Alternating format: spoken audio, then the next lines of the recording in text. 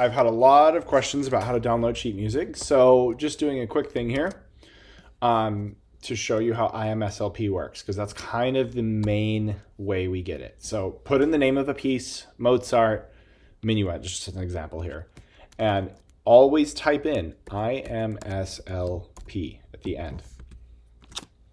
And what you're going to find, you're going to see the logo and the name here. If you don't see it, don't click on it. There's some like MuseScore, Reddit. There will be a lot of things that have sheet music, but it's never as reliable as IMSLP.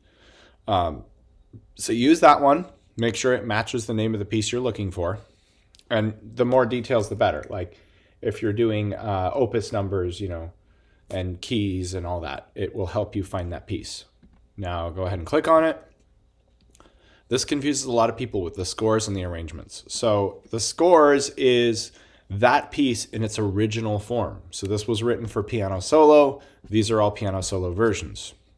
Arrangements and transcriptions will change the instrumentation. See, it was written for violins, violas, cellos, basses. So this is a string version by Michael Rondeau, right? So we don't want that, obviously, if we're looking for the piano version. So just 9 times out of 10, ignore the arrangement and transcription unless you're looking for a transcription of another piece. For example, you want to play Vivaldi's Four Seasons and it wasn't written for piano, and you look for a piano transcription of it. Okay. Now, which one do you download? There's often several options. Everything that says complete score is an option, and there's information about this. So the star rating usually rates the quality of the scan itself. Sometimes if you really don't know, just go with the highest quality scan. Like, okay, 4.5 stars, probably going to be the easiest one to read. But what I look for is things that are as historically accurate as possible. So if you're only going to pick one, generally speaking, the oldest printed one is going to be the best. It's not always true, but see, this is 1878. It's much closer to Mozart's day than 2001. Right? So 2001, it could still be a good addition, but it's going to be more recently edited, which means potentially more changes from the original. The other thing you want to look at is like, where is the source coming from? So here, it's edited by Michael Zimmerman, but the source is from the Breitkopf and Hartel 1878 version.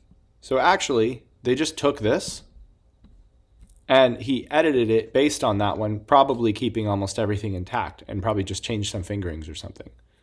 So in actuality, this one is probably a more modern version of that exact version. Here we have no information, RSB. Like if it looks like this, don't download it. Not because it's going to be horrible, but it's just most likely not going to actually give you that much information. It might not even be good notation. There might not be that many dynamics and that sort of thing. So the way I always decide is either the historically best one, or in this case, I would go with the recent one because it says urtext.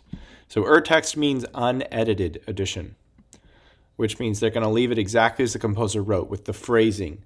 See, like the little slurs there on the preview. The articulations, the staccatos, the dynamics will be exactly as Mozart left it. So it may look more modern than an older version, but it's going to be urtext, therefore as close to the original as possible. Now, if you're doing a research project, this is really nice because related works, what it's written for, date of publication, you get all the bio info on the piece from that. And generally there will be recordings too at the top. There aren't for these pieces, but usually there's a whole section for, oh, here we go, performances. So like you could download this and you can hear it at the MP3 file here. So there's commercial recordings where it's been professionally recorded, and there's MIDI recordings where you can just hear like an electronic version of it. So all sorts of really helpful stuff here. Let's go ahead and go with the urtext for the purpose of this video. And then you can do like, it's probably in the file menu here, depending on if you're Mac or PC or whatever. But I just hit export as PDF, because if you close it, then you lose it. But if you export it, you can go Mozart K2 F major minuet, name it whatever you want, save it wherever you want, and boom.